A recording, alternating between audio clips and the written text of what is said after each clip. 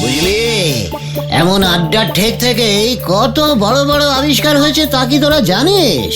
কিন্তু তুমি তো এতদিন ধরে আড্ডা মারছো, কিছুই তো আবিষ্কার করতে পারলে না। ঘটনা, মুখ শান্তিং কর বলে দিলাম। তুই জানিস এমন একটা সময় গেছে যখন সকাল বিকেল রোজ কিছু না কিছু একটা আবিষ্কার না করলে আমার অম্বল হয়ে যেত। গুলটে মামা, এসব তুমি কি বলছো গুলটে মামা? তুমি আবিষ্কার করতে? কবে? কোথায়? সে অনেক বড় কাহিনী রে। ঘুরতে ঘুরতে একবার গিয়ে পৌঁছলাম সুদূর অশান্ত মহাসাগরের কোলে, ইকির মিকির নামের একটা ছোট্ট দ্বীপরাজ্যে। ইকির মিকির চামচিকির? না রে, শুধু ইকির মিকির। যেটা বলছি সেটা মন দিয়ে শোন। থেকে থেকে কথা বলে। এবার আসল গল্পের টুইস্টিং শুরু। ওই দ্বীপে ঢুকতেই বেশ কয়েকজন পেয়াদা আমাকে বন্দি করে ফেললো। কেন? আমার কাছে আধার কার্ড মানে পাসপোর্ট ছিল না। আমি জানতাম না তো। তারপর সোজা আমাকে রাজা হলুমবাসের কাছে নিয়ে গেল। হলুমবাস আমাকে দেখে হুঙ্কার দিয়ে বললেন, হোয়াট ইজ ব্যবহার ইউ হোপ? ইংরেজিতে বলেছিল, তুমি আমার কাছে কেমন ব্যবহার আশা করো। ওরে বাপরে বাপ, কি সেই হুঙ্কার! তুমি কি বললে? ভয় খেয়ে গেলে? হোয়াট? ভয়? আমিও বুক ওপেন করে বললাম, কিংস ব্যবহার টু দি কিং। মানে? একজন রাজার ব্যবহার আরেকজন রাজাকে যেমন হওয়া উচিত।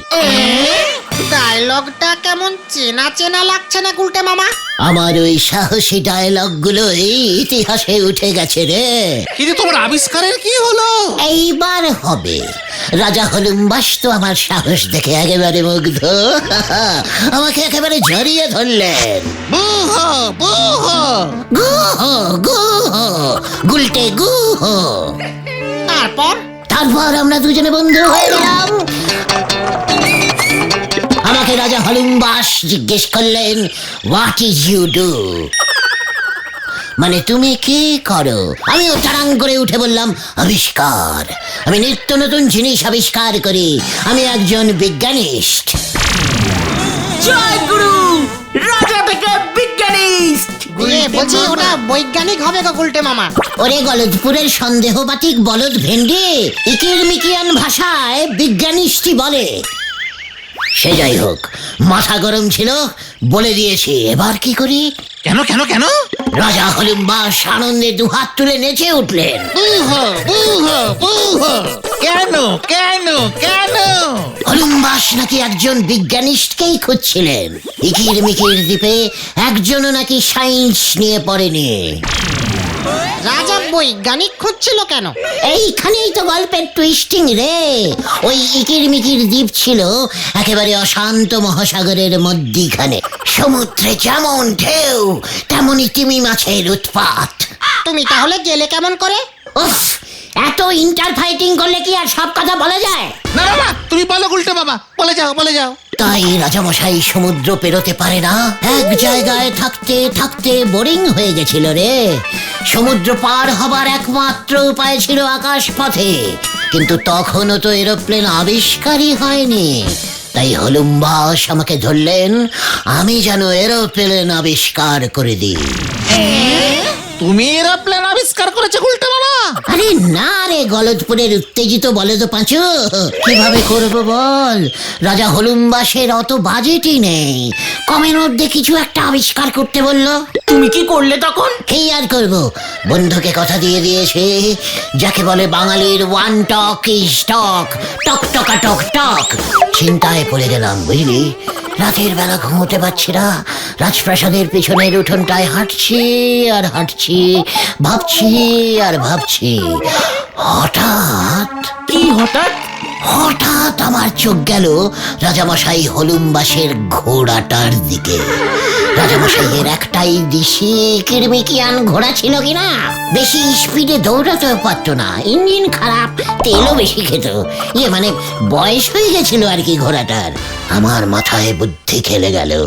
সঙ্গে সঙ্গে পরের দিন সকালেই কাজে লেগে পড়লাম। কি করলে তুমি? বিশেষ কিছু না, দুটো প্লাস্টিকের ডানা বানিয়ে গ্যাস বেলুনের গ্যাস ভরে ডানা দুটোকে ঘোড়ার পিঠে ভালো করে টাইট দিয়ে সেট করে দিলাম। গুলটে মামা আরে হ্যাঁ রে, ছিল ওল্ড মডেলের নরমাল ঘোড়া, হয়ে গেল নিউ মডেলের পক্ষীরাজ ঘোড়া। জয় গুরু। তারপর সেই পক্ষীরাজ পেয়ে হলুমবাসীর কি আনন্দ, কি আনন্দ। বক্সিরাজ বক্সিরাজ বক্সিরাজ সেই আমার আবিষ্কারের শুরু। তারপর তো আমার এই পক্ষীরাজের আবিষ্কার দেখেই এরোপ্লেনের আবিষ্কার হয়ে গেল। জয় গুরু গুলটে মামা কি।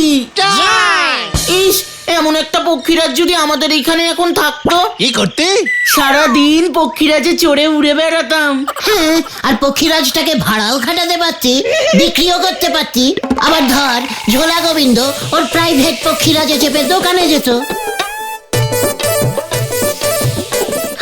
তোরাও স্কুল বাচ্চার টিপ খাটতে পারতিস।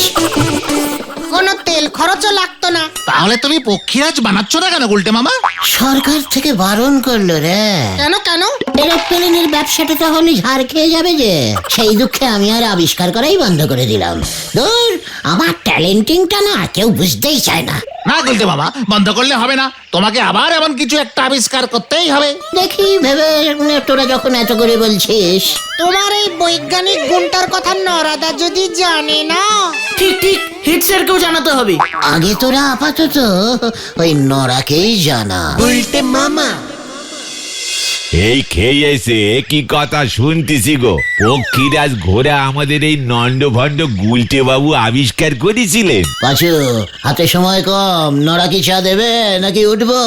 তা ওঠেন, বলতেছি আপনার তো আরো অনেক আগে অনেক উঁচুতে ওঠা উচিত ছিল। একই কাণ্ড, একদিন এভাবে বসে বসে আমার চা ধ্বংস করতেছেন কেন গো? পাঁচু, নরাকে বলে দে বিজ্ঞানীরা এমনই হয়, সারাদিন বসে চা খায় আর ভাবে, চা খায় আর ভাবে, ভেবেই যায়। ও, বিজ্ঞানীরা বুঝি ধারে চা খায়? হেড স্যারকে জিজ্ঞেস করতে হবে। নরা, তুই জানিস এখানে বসে তোর চা খেতে খেতে ফাট করে আমি যদি কিছু আবিষ্কার করে ফেলি না, আমার সঙ্গে সঙ্গে তুইও অমর হয়ে যাবি।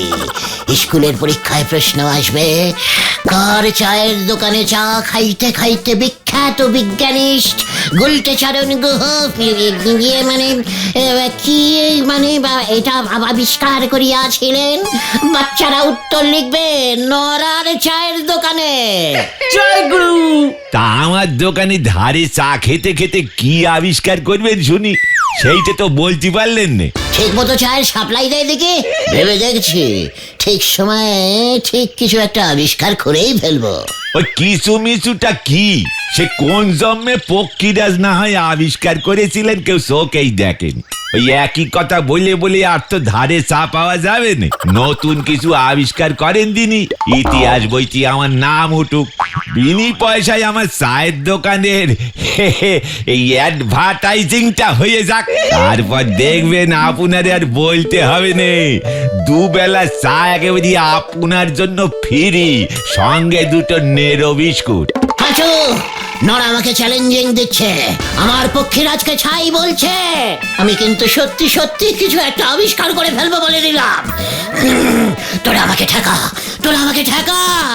কেন ঠেকাবো গুলটে মামা? আমরা তো চাই তুমি আবার আবিষ্কার করা শুরু করো, অমর হয়ে ওঠো তুমি। আমরাও আমাদের নাতি নাতিদের কাছে গাব্বা করে বলতে পারবো যে আমরা অমর বিজ্ঞানী গুলটে গুয়োর অ্যাসিস্ট্যান্ট ছিলাম। ঠিক ঠিক। তোরা একেবারে নাতি নাতনি পর্যন্ত চলে গেলি যে হুট করে। ঠিক আছে ঠিক আছে, আমি তোদের ভবিষ্যতের নাতি নাতনিদের জন্য না হয় আবার একটা কিছু আবিষ্কার করে দেবো। জয় গুলটে মামার জয়। অমর হবে তুমি। হ্যাঁ হ্যাঁ, অমর অমর। অমর অমর গুলটে মামা। আমাদের মাঝে আমরা বিখ্যাত বৈজ্ঞানিক শ্রীমান গুলটে চরণ গুহকে পাইয়া গভীর ভাবে লজ্জিয়ে মানে গর্বিত, আনন্দিত, উত্তেজিত। আমরা তাকে আজ বিজ্ঞানের শ্রেষ্ঠ সম্মান কদমেল পুরস্কারে ভূষিত করছি।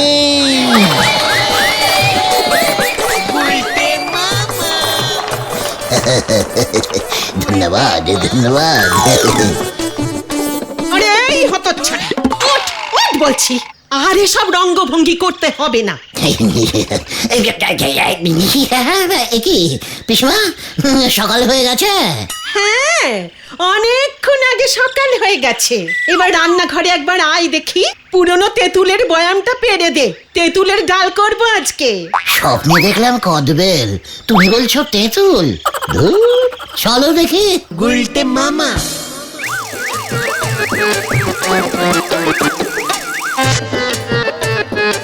পিসমা, তেঁতুলের ডাল খাওয়ার দিন শেষ হয়ে গেল। 10 বছর ধরে তো এই পুরনো তেঁতুলটুকু ছিল বলেই তাও খেতে পারছিস। এত বড় বড় কথা শুনতে আর ভালো লাগে না বাপু। আর এত অপমান সহ্য হচ্ছে না, আমাকে কিছু একটা করতেই হবে এবার। আবিষ্কার করে আমি দেখিয়ে দেবো সবাইকে, নয়তো আমার নাম নিয়ে না ওই তেঁতুলের ডাল আমি জীবনেও খাবো না, এই আমি বলে দিলুম।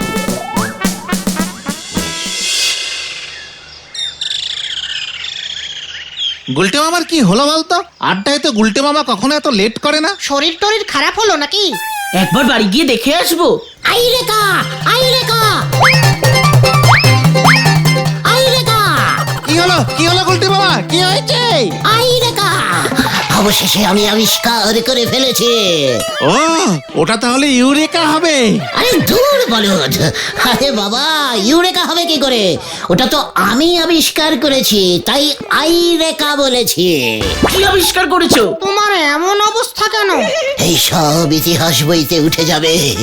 বিজ্ঞানীশ গুলটে চরণ গুহ সকালে উঠিয়া যখন হালকা হইতে বড় বাথরুমে ঢুকিতেছিলেন, ঠিক তখনই উনি আবিষ্কার করিয়া ফেলাইলেন অমর হইবার বিখ্যাত ওষুধ অমর বটিকা। আর সেই সময় অর্ধ প্যান্ট আর অর্ধ খালি গা বসনে উনি আই রেখা বলিয়া ছুটিয়া চলিলেন তাহার বন্ধুদের নিকটে। তুমি অমর হবার ওষুধ আবিষ্কার করেছো? আর মানে তোমার এই ওষুধ খেলে কেউ কোনোদিন মরবে না? অমর মানে তো তাই হয় রে, গলদপুরের অবিশ্বাসী বলদ ভেন্ডি। এর প্রমাণ কি? যে এই অমর বটিকা খাবে 100 বছর পরেই সে বুঝতে পারবে। ও, তার মানে এখন বুঝবে না? আরে এটা কে রে পাঁচু? গলদপুরের যাচ্ছে তাই বলদ ঘটনা। ওরে, যে খাবে সে যখন 100 বছর পরেও বুঝবে মরছে না, তখনই তো তাকে অমর বলা হইবে নাকি? জয় গুরু, আমি খাবো গুলটে মামা, দাও দাও। খবরদার, এত দামি বটিকা এইভাবে দেওয়া যাবে না। তাহলে একটা 50, দুটো 100, 4টে নিলে একটা ফ্রি। জয় গুরু, তাহলে তো এখনই সবাইকে জানাতে হবে। মাইকে প্রচার শুরু করে দে, সারা গলদপুর প্রথমে জানুক। ওই অমর বটিকা বিক্রি কিভাবে হবে? হাই স্কুলের মাঠেই টেবিল চেয়ার নিয়ে বসে পড়বো, কোমর বেঁধে তৈরি হ তোরা। মানে আমরা ফ্রিতে পাবো না ওই অমর হওয়ার ট্যাবলেট? ওরে বললাম তো, আই রেখা বলে যখনই আমি তোদের কাছে ছুটে এসেছি তখনই তো তোরা অমর হয়ে গেছিস। এই এখন আমি আবার ছুটে বেরিয়ে যাব, ঘটন প্রচার করা শুরু করে দে। আই রেখা, আই রেখা। কি জানি কি হবে এবার। বিখ্যাত বিজ্ঞানিস্ট শ্রীমান গুলটে গুহর সেরা আবিষ্কার অমর বটিকা। একটা ট্যাবলেট খাইলেই অমর হইয়া যাইবেন, আর মরিবেন না। এই একটা 50, দুটো 100, 4টে নিলে একটা ফ্রি ফ্রি ফ্রি ফ্রি। অমর বটিকা, একটা ট্যাবলেট খাইলেই অমর হইয়া যাইবেন। মা, একটা ট্যাবলেট খেলেই আর মরবো না। বাবা, আমি অমর হব। বাবা, এসব কি কাণ্ড? মানে কথা এমন কি হয় নাকি? আরে দাঁড়া দাঁড়া, আমি হেড স্যারকে ফোন করে ব্যাপারটা শুনছি। যত সব বুজরুকি, এটা ওই গুলটেরই আরেকটা ভড়ংবাজি। না, আমি অমর হবই। আসুন আসুন আসুন, এক ট্যাবলেটেই অমর। গুলটে মামার অমর সৃষ্টি অমর বটিকা জীবনে আপনি পাবেন না। গুলটে মামা। এই নাও গো, এক কাপ গরম চা করে দিলাম, আমায় একখানি ওই বটিকা দাও দিগিনি। পাঁচু, নড়াকে এক পিস বটিকা দিয়ে দে, আর লিখে রাখ, ধার কা বদলা ধার। কালি পরে চায়ের সঙ্গে বদলা বদলি করে বটিকা পাওয়া যাবে নে। পাঁচু, নড়াকে বলে দে এটা আমার ব্যবসা, বিয়ে মানে আবিষ্কার। ওই দেখো গুলটে মামা কে এসে পড়েছে। গুলটে, আমার গুলটু। পটু, আমার পটু, এই নাও পটু, নাক টিপে খেয়ে ফেলো পটু। ইস, কি টক। এটাই তো গুলটের অদ্ভুত আবিষ্কার। যা, পটেশ্বরী দিদি অমর হয়ে গেল। হ্যাঁ, আমি সারা জীবন এমনই সুন্দর স্লিম থাকবো তো গুলটু সোনা। বাপ জি বাপ, এই এক ওষুধ খেয়েই গুলটু সোডা বলতেছে। আশেপাশে অনেকেই হিংসে করবে পটু, ওসব কানে দিও না। আমি আরেকটা বটিকা খাবো, ও গুলটু। পাঁচু, তোদের পটেশ্বরী দিদিকে দুটো বটিকা ফিরিতেই দিয়ে দে। না না, বিজ্ঞানীদের এমন দুচক্কা হওয়া মোটেই ভালো কথা নয়। ঠিক আছে দিচ্ছি। ওই দেখা গুলটে মামা, আরো লোক এসে গেছে, প্রচারে কাজ দিচ্ছে। এই সুযোগ আমি তালি পরে চা বিক্রি করি। হরি বল, হরি বল। উল্টে মামা। লা লা লা, লা লা লা, লা লা লা। আমি অমর হয়ে গেছি, আমি মরবই না। না না না না না। বেশি নাচিস না পটু, মানে কথা এখনো কিছুই প্রমাণ হয়নি। 100 বছর পরেই বুঝতে পারবে। তাহলে যে মানে কথা আমাকেও অমর হতে হয়। এসব কি হচ্ছে বলো হরি বাবু? গুলটের বুঝলি কি বন্ধ করুন। কি কাণ্ড! উল্টের ওষুধে কাজ হবে না বলছেন ডাক্তার বাবু? কাজ হলে তো আমি বিপদে পড়ে যাব। গলতপুরে সবাই যদি অমর হয়ে যায়, রোগ ভোগ না থাকে, তবে আমার ব্যবসা মানে আমার ডাক্তারি যে লাটে উঠবে। কিন্তু আমি কি করব? অমর হওয়া তো আর বেআইনি না। আগে আমি একটা বটিকা খেয়ে দেখি মরি কিনা, তখন না হয় ওকে ধরবো। উফ, প্রথম দিনেই যে এই রেটে বিক্রি বাট্টা হবে আমি বুঝতেই পারিনি। আরো একটু বেশি করে বটিকা আনতে পারলে না? ঠিক আছে, কাল 2 বোতল আনবো। আবিষ্কার তো আমার, বটিকা তৈরি করতে আর কতক্ষণ। শোন, কাল বটিকার দাম বাড়িয়ে পার পিস 500 টাকা করে দেবো। জয় গুরু, আমরা যে বড় লোক হয়ে যাব। কিন্তু কেউ যদি প্রমাণ চায়? বলবি এখন খান, না মরলেই প্রমাণ হয়ে যাবে। দেখবি লোক সন্দেহ করে হলেও কিনে কিনে খাবে। এইমাত্র শুনলাম বলাই ডাক্তার আর হেড স্যার নটুবাবু খুব খোঁচেছে। খুঁজতে দে, যত দেখবে তত জ্বলবে। তবে ভাবছি আগামীকাল নড়াকে একটা বটিকা ফ্রিতেই দিয়ে দেব। ভেবে দেখ, আমরা অমর হয়ে গেলাম অথচ নড়া হলো না। আমরা আজীবন চা খাবো কোথায়? ঠিক ঠিক ঠিক। কিন্তু বলাই ডাক্তার যদি খোঁজেই থাকে, তবে ঢিলার দাদুর জন্য ট্যাবলেট কিনে নিয়ে গেল কেন? ঢিলার দাদুর তো অবস্থা খুব খারাপ, যখন তখন পটল তুলতে পারে। বলাই ডাক্তারও শেষ পর্যন্ত আমার ওষুধের উপরেই ভরসা করেছে। ব্যাপারটা কিন্তু খুবই চিন্তাজনক গুলটে মামা। কিচ্ছু চিন্তার নয়, তোরা এখন বাড়ি যা, আমার এখন অনেক কাজ আছে। ভাবছি 105 বটিকা বানাবো। আর চলি রে। উল্টে মামা।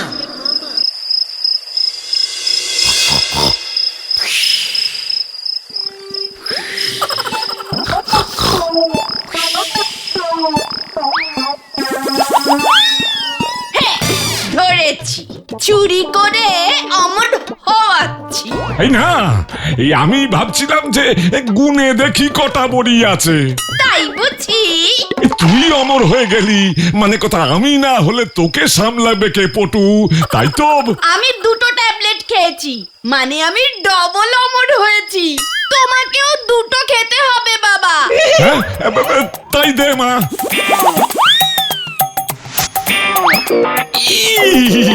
কি টক! ওষুধ তেতো হয় বলে শুনেছি, তা বলে এমন টক!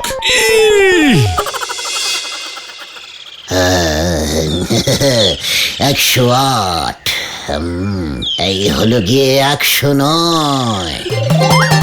গুলটে মামা ও গুলটে মামা, উল্টে মামা সর্বনাশ হয়ে গেছে। টিলার দাদু মারা গেছে। কখন, কবে? একটু আগে ঢিলারা সবাই লাঠি সোটা নিয়ে তোমাকে মারতে আসছে। তোমার বটিকা খাবার পরেই নাকি দাদু পটল তুলেছে। এবার আবার কি হবে? তুমি ওটা কি আবিষ্কার করেছো? সত্যি করে বলো, নয়তো জেল যেতে হবে তোমার। হতচ্ছাড়া, আমার পুরনো তেঁতুলগুলোকে চুরি করে গোল্লা পাকিয়ে লোকজনকে খাওয়াচ্ছে। ভাগ্যিস তোদের চিৎকারে আমার ঘুমটা ভেঙে গেল। উঠে দেখি আমার বয়ামটা ফাঁকা। ওই যে আমার সব তেঁতুল ওখানে। পাঁচু রে, পাঁচু, এবার কি হবে? তুমি আগে পালাও গুলটে মামা, সকাল হলে পুরো গলতপুর জেনে যাবে। ওরে বাপরে! গুলটে মামা নাম নাম নাম একবার নাম হয় আমার পশারে নষ্ট করা এত সোজা না। ওটাকে ফাটকা পুরুন বলো হরি বাবু। কি কাণ্ড! তেঁতুলের গোল্লা বেচলে কোন আইনে আমি ভাটকে বুড়বো ওকে? ওসব আমি জানি না হরিবল, মানে কথা হতচ্ছাড়া কি টক ওই তেঁতুল। কি কাণ্ড! তার মানে আপনিও খেয়েছেন? চা চা, এই চায়ে চা লাগবে। ওরে বাবা রে, ওরে বাবা! নাম নাম নাম, এই উজবুক, নাম নাম হতচ্ছাড়া, নাম নাম ওখান থেকে নাম। আমার দাদুর ওষুধের টাকা বেরোতে। জয় গৌর, এখন কি চায়ের দাম চাইবো? গুলটে মামা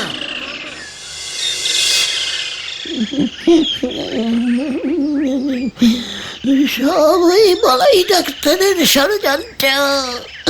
এবারে বুঝেছি। ওরে বাবা! কি দরকার ছিল তোমার এমন উদ্ভট কাজ করবার? মাঝখান থেকে কতটা তেঁতুল নষ্ট হলো পিসিমার। উল্টে সবাইকে এখন টাকা ফেরত দিতে হবে। আমি আর আবিষ্কার করবো না রে ভাই টুগন। হ্যাঁ, সেটাই ভালো। তাহলে তুমি কি করবে গুলটে মামা? ভাবছি আকাশের তারাগুলো গুনে ফেলবো। হ্যাঁ রে।